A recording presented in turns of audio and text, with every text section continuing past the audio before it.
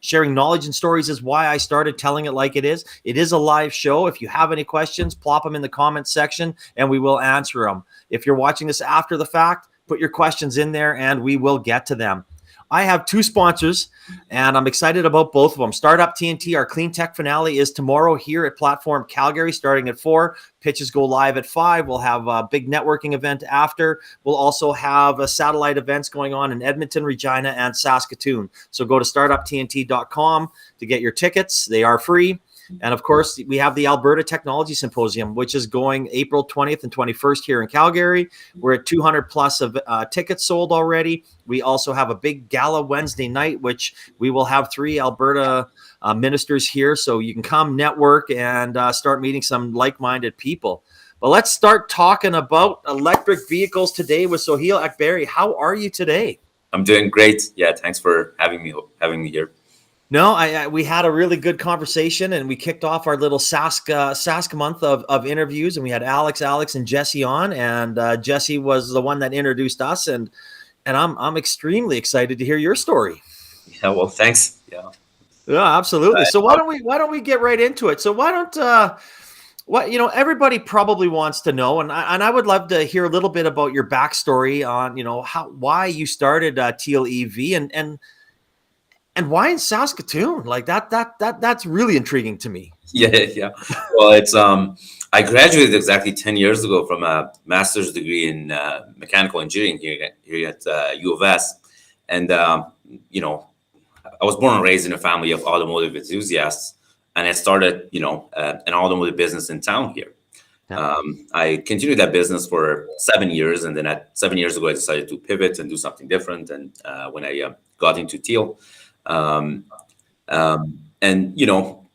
my resources, I was quite settled here. All my resources were here. And for me, kind of relocating from Saskatoon was something really tough to do at that point. And I decided to, start a business here. And I definitely don't regret it. I got, great people here that are working with me. I love the kind of work ethics and, Saskatchewan people in general. The biggest challenge has been, the smaller economy here, and very tough to raise funds, and also talent acquisition remains a bit of a challenge in Saskatoon. But other than that, anywhere in prairies basically is a great place for the type of technology we're developing, because we're focused on cold climates, and here you get a full 6 months of the year that you could test your technology and make sure you bring it to a level that's acceptable for the industry. So I guess you have obviously an automotive background. I mean, but what made you kind of pivot into electric vehicles? Is that kind of just was a hot topic or something that really interested you, or did you think you could do something different? Yeah, no, actually, I've operated electric vehicles and electrified vehicles for 9 years. I'm totally aware of the challenges they have in the wintertime.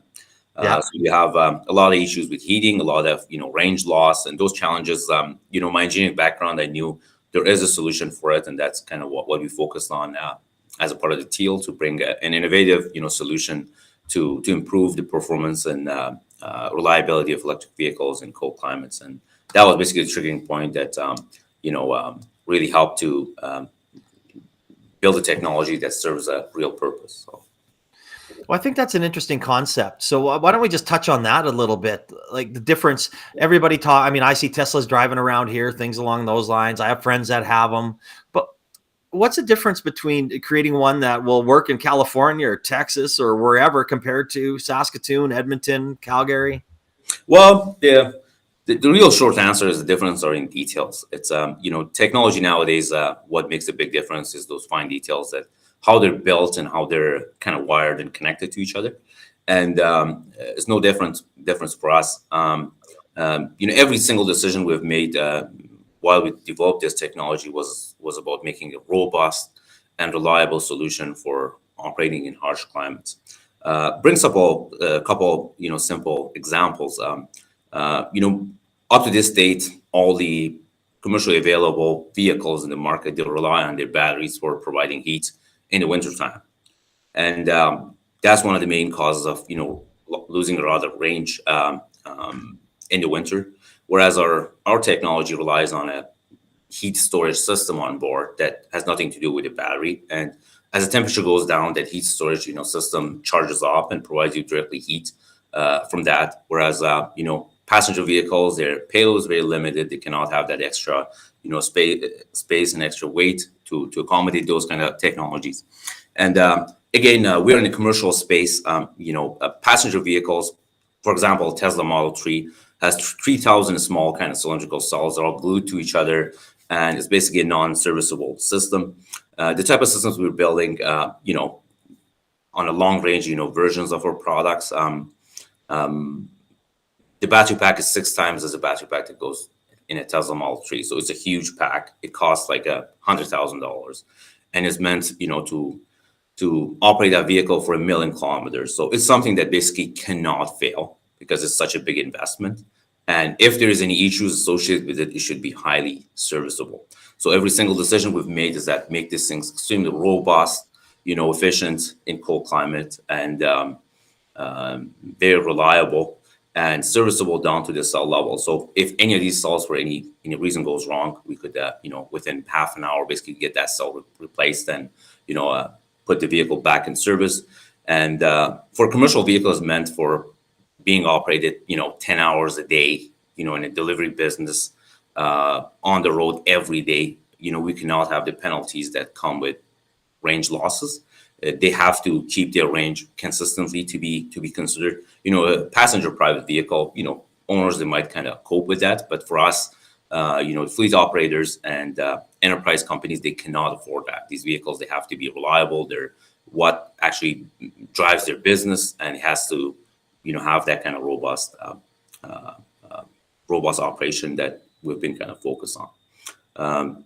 There's a lot of other, innovative elements that goes in our vehicles that is not present in any kind of passenger type technology that is just probably beyond the focus of this meeting. But yeah, those are kind of a couple simple examples of what's actually different between what we do and what's happening in the industry now.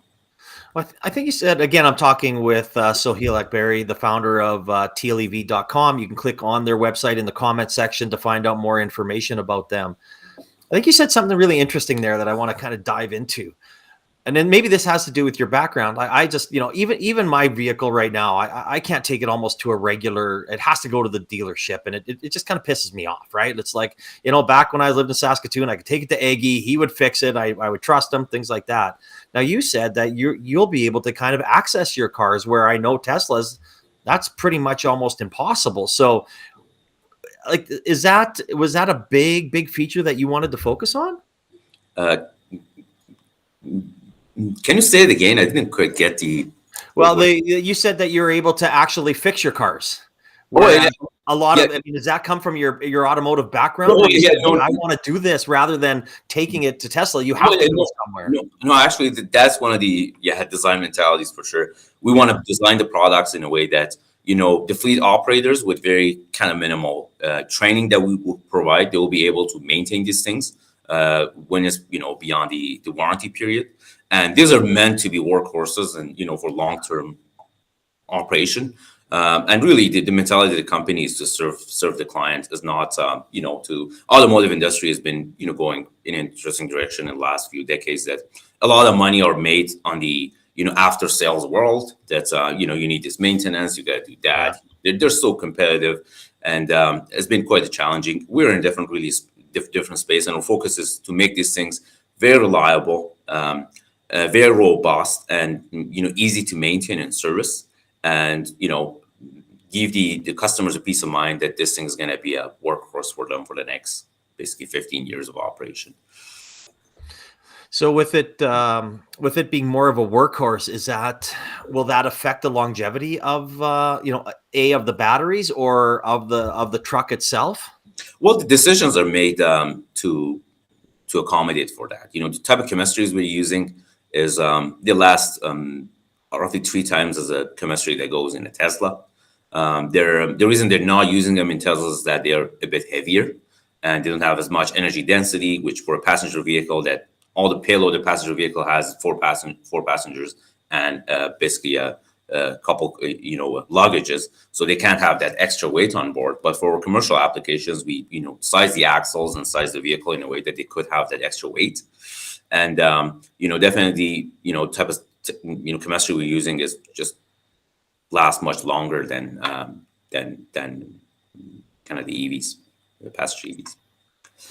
And are you coming out with just a one type of truck, or do you think you're going to have an entire fleet eventually? Well, we are mostly focused on the electrification part of the game. So for us, like really the type of chassis doesn't matter what it goes on. It could be any commercial vehicle of kind of any size, really. And what we're focused, we don't build the chassis. We outsource the chassis. We build the electrification system that's winterproof and kind of anything that's IP related and new we're building in house. Anything that's kind of done over and over and is not it's capital intensive and it's hard to do, we kind of outsource, and that's how we do things. But yeah, definitely there will be a variety of products that we are hoping to offer, and yeah, that's. No, I think that's pretty cool. I mean, you got to start with one. Oh, absolutely. That's the goal. Let's start small. Yeah. You got to get the first one out there and improve it works, and especially in the. So why don't you share some of the challenges that you've had to overcome creating an electric vehicle that's going to pretty much operate in a cold climate? Well, challenges there's a lot of them. Like, I mean, it's just making sure these batteries, they do operate well, from our winters to kind of, Arizona summer. That is a wide range of temperature that is, hard to manage. We've designed, the pack in a way that, all year round, the battery pack feels it's in, prairies kind of late May and early June, just always happy. And making that happen usually has been a lot of, challenges, how to build the pack, how to insulate it, how to actually heat it and cool it all year round very efficiently. And, how to scavenge every bit of heat that comes out of the system to use for, warming up the cabin, or, adding a heat storage system to the vehicle to provide, extra heat to the cabin. There's been a lot of, technical challenges that is quite novel and innovative, and we have, kind of overcome. And yeah, it's been quite entertaining. It's been. Oh, I bet. I mean, and I'm sure there's lots of things that popped up that you didn't even think would pop up. Oh yeah, absolutely. Those are just our daily life, right? It's that's what makes it fun. So. Exactly. And we touched on this a little bit, and yesterday or last week, I guess, with Alex and Jesse, talking about some of the challenges of the actual ecosystem itself. Mm-hmm. Being a smaller ecosystem. Not as many maybe angel funds or seed funds, things along those lines. There, what have you found in the Saskatchewan? And I mean, obviously, this is telling it like it is. I mean, sometimes it's not all good, but it could be good. Please share kind of your challenges and what you see the Saskatchewan ecosystem needs. Well, we definitely need more kind of a angel investment, here in the province. Companies like us, we're early stage, we're pre-revenue, and of course, the VCs and kind of professional investors, they're not considering us because we're too early for them. Yeah. And you need that, gap to be filled by angels and also by, provincial government to some extent. Unfortunately, the government here has not been supporting any EV-related projects or technologies. They recently, like last year, they put some extra tax on EVs. People are basically pushing against government to support EVs. It's just the very opposite of the world. Globally, all the governments are pushing for EVs, and in our province is the very opposite. So it's been very challenging. I would say, like, organizations like Startup TNT that are bringing these angels, to the table to bring the awareness, putting the companies in front of these people, and helping them to raise seed capital and pre-seed capital is very important, because there's a lot of challenges to doing a startup, and financial challenge is one of the major ones, and any help that could be done in that front is really helping the startups to grow. Yeah, we've actually seen that really again, and it's not me being biased, it's me being active in this, in the Alberta ecosystem for 8 years, not only as an investor, but as someone who helps out. And I really believe that in the 2.5 years that Startup TNT has been here, it's been the company or the organization that has made the most difference, handing out $6 million to 35 companies. Like, not very many people can say that. And these are early stage companies like yours. So I think, and with Jesse out there doing a fantastic job, what a champion he's been. And I think it's probably going to, take a little time, maybe another year or so for us to grow that ecosystem to kind of get where Alberta is. But I hope that Startup TNT makes as big a difference in Saskatchewan as it did in Alberta. Yeah, for us, has been actually great. We've been part of one of their, just early summits. We managed to raise some, capital. We've, access to some kind of level of experience, expertise that we could not have on board otherwise. So it's been really great for us. I would recommend it to other companies to be a part of this. If there's any, investors and people who are thinking about investing into companies, I really, suggest to connect with Startup TNT and join the movement. And it's definitely playing a role and filling a gap that has been existing in our kind of ecosystem across prairies. So. Oh, absolutely. Again, I'm talking with Soheil Akbari, the founder of TealEV.com. You can go to their website right from the comments section and be able to check out their website. Let's talk, like, where did this name come from? I'm just curious for myself, like TealEV. I mean, I get the EV, but Teal, where did that come? Like Ryder, I thought maybe Ryder Green or something, or just, I don't know, like what's going on? Yeah, well, teal is a combination of, kind of blue and green. In English, there's something called greenish blue. The blue part of it comes from the blue sky. We're trying to, reduce emissions as much as we can. And the green part of it is we're upcycling some components from EV World and basically reusing them in our products. This components and stuff being recycled, we basically re-engineer them and reuse them in our products. Of course, there is the option for not upcycle, just brand new components of those couple main components that we're using, but that comes with an extra cost for the customers. And doing this, we're basically saving a lot on the energy required to basically recycle these components, and also all the mining and the effort goes through extracting this material and building them. So with giving them a second life, it's very, very important to kind of reduce the emission and basically build a product in the most environmental friendly kind of manner. And that's where the idea comes from. And also teal, from the simplistic kind of view, is a symbol of kind of renewal and symbol of, morality and the nature. And that's all the goals of the company to kind of achieve. That's where the name comes from. Well, that's pretty cool. And I think I might steal your answer, because teal's in the Pure Guidance logo, but I didn't know any of that. I steal a lot of answers from people here because there's way more smarter people than I am. So I was I'm going to steal that. I like that. Thanks. My goodness. That's a really interesting. I love that. I love that. I love how that name came together. I think that's awesome, because I was just always curious about why teal? Like, it was just a color, right, type thing. So interesting. So moving forward here, like, what do you see some of the challenges or the main advantages and challenges for e-mobility and clean transportation today and in the future? Well, the main advantages is definitely the cost savings. Like now with this new fuel prices, depends where you are, but in places like Saskatchewan, you're looking at 85% less cost of energy if you go electric compared to gas.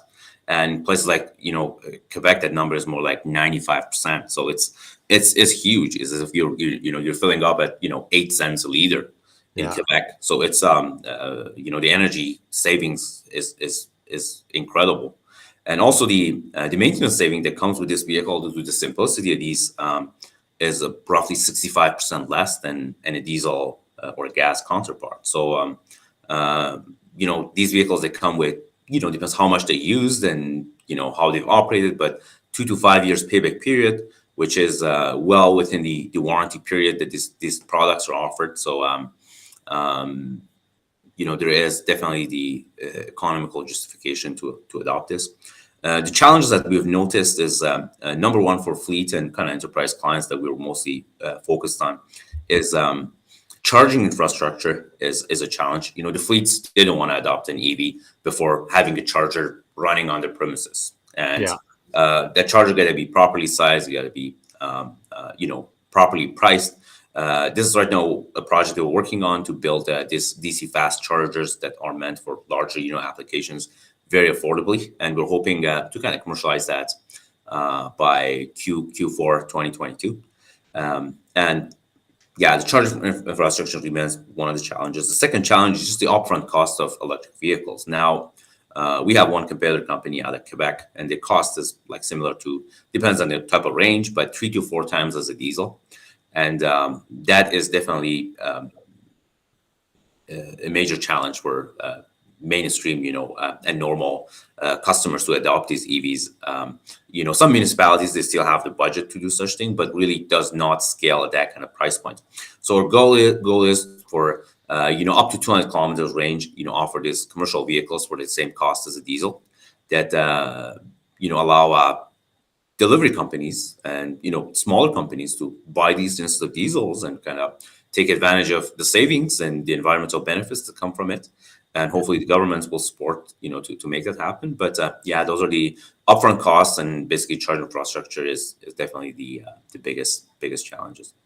Yeah, that makes sense, right? Does it take a little longer to charge, like I guess a commercial vehicle in your home than it would a regular vehicle? Actually, the type of stuff we're building just can't be charged from home. Okay. The home, we don't have a 3-phase service in our residential system, right? It's all single phase, and type of power is available is not sufficient. But for enterprise customers and commercial operations, there's 3-phase, and yeah, no problem. They'll have it at their shop or whatever, right? Yeah, or at the hub, or at their kind of the place that they store their vehicles overnight. So wouldn't be definitely a challenge for those kind of operations. But a large truck that we're talking about is a 9-ton truck. I mean, it's a huge unit. No one takes it home. Just they're not even allowed to be parked in residential areas, right? So, yeah, no doubt there, no doubt. Applications, yeah. I hope they're not parking it out front of my house. So I guess Soheil, what's your plan short term? Let's say in the next year, and then maybe long term in the next 5 or so years. What's next for TealEV? Well, short term is, as I said, Q4 2022. The plan is to release a series of kind of DC fast chargers. We think it's a very important stepstone for what we're doing. And if the financials go well and get access to some extra capital, delivering vehicles are scheduled for Q2 2023 for our initial customers. Again, this is assuming like stuff goes according to the plan. And long term is just really building a technology that's highly scalable and compete with the current solution in the market that are diesels. One thing I like about Teslas, they're just really focusing on competing with internal combustion engines, and they're working toward that. And that's the type of goal also we have. If you're competing with another EV company that is in this space, and the prices are so high that no one could afford those, probably you're not doing the right thing. So, any design, any plan you're doing to build a product should be around affordability. It is very important for end customers to adopt these technologies. And the focus is over time to really bring that product at cost even lower than current diesels, and just scale the technology as much as we can. So. Well, that's good. I mean, I think, obviously getting the cost down is good. And it's disappointing to hear that you're getting taxed, not helped by the Saskatchewan government, which really sucks. Yeah. It seems, I mean, honestly, it seems to be the opposite here. I mean, we've got nothing but support. Even Minister Schweitzer is going to be at our tech symposium, right? He's talking tomorrow at the Startup TNT event. Like, they're very, very active in our ecosystem, which is positive, because you need the support. You need the government support for some of these companies to get to the next level. Yeah, no, it's here, unfortunately, that oil and gas propaganda, they just don't, they just don't want to believe it. The era is over. Like, really, Alberta, that was huge in oil and gas. They've come to this conclusion that, well, this is over. Really, you can't just, you can't rely on it. It's time for it is over. Burning something and making a lot of smoke, like, just basically a very prehistoric way of doing things, right? And now, especially in a country like Canada, 82% of our power is hydro, and nuclear is completely carbon free, right? Yeah.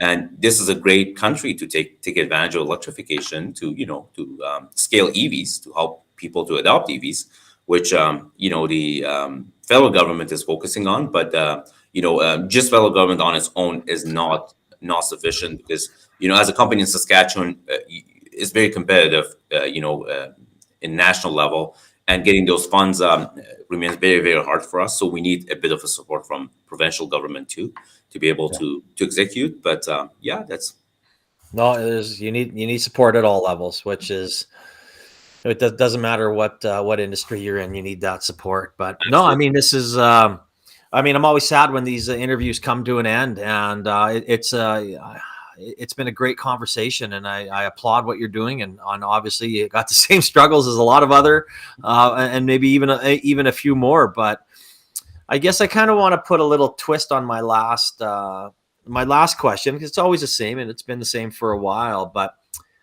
Soheil, if you had one piece of advice for a small business or startup in a smaller economy or ecosystem, what would that be?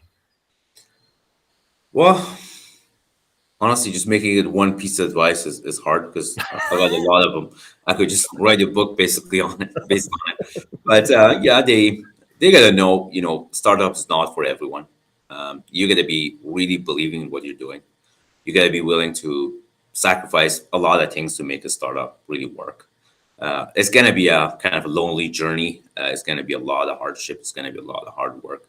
It's gonna be a lot of chaos and stress. And if you are an entrepreneur and thinking on executing on an idea, really be ready for a lot of hard work. Be ready for tackling 15, 20 problems at the same time for a number of years, to get this thing to a level that everyone at that point might love you and might want to help you and jump on board. But until you get there, it's going to be a lot of hard work. A lot of different things, from financials, from talent acquisition, from keeping this talent. You always, like, all day long, I'm losing my staff and people to larger companies that they have better brands, they have a better benefits for people that they prefer to go work for those. And you're facing a lot of challenges, a lot of real tough ones. So if you do choose to do a startup, make sure you really love what you're doing, that you're willing to sacrifice a bunch of things, sleep less, work really hard and put everything into it. My personal experience, I've put anything I made in that last 7 years into this. All my investments. I just recently also sold I owned a commercial property that I ran my previous business on. I sold the property. I'm just playing it an all-in game, just putting everything into this and trying to make it work. And even though doing it this way, there's no guarantee, but that's just about the best I could do as a founder of the company. So it's going to be a long, tough journey, and I want people to be aware of that and take that very seriously. No, I agree, right? And one of those things that you brought up earlier, it's a lonely jersey and a journey, and that's definitely something that we notice, and I truly believe that's one of the biggest benefits that we supply at Pure Guidance, right? Is that it doesn't have to be a lonely journey. It can be someone there to bounce ideas off of or help you, or it's getting out there and making sure that you're connecting and networking with people, and there, any problems that you may have, probably someone else has been there, maybe not on the electrical vehicle side or technical side, but other problems or scaling or whatever it is, right? It's so important to make sure that you stay out there and keep positive, and because you can get pretty down quite easily. Absolutely. Yeah. Yeah. No, Soheil, I really appreciate you coming on and sharing your knowledge today, and talking a little bit about TealEV. And again, anybody that wants to find out any more information, just click on the website in the comments section. And of course, we got our Clean Tech finale tomorrow, starting at 4 o'clock at Platform in Calgary, with satellite events in Edmonton, or Regina, and Saskatoon, and the Alberta Technology Symposium, April 20th and 21st in Calgary. Your tickets are available. Again, the links are all in the comments section. And again, Soheil, thank you so much for sharing your time with us today. And I look forward to meeting you in person at Unite the Prairies. Absolutely. Thanks for having me, Jade.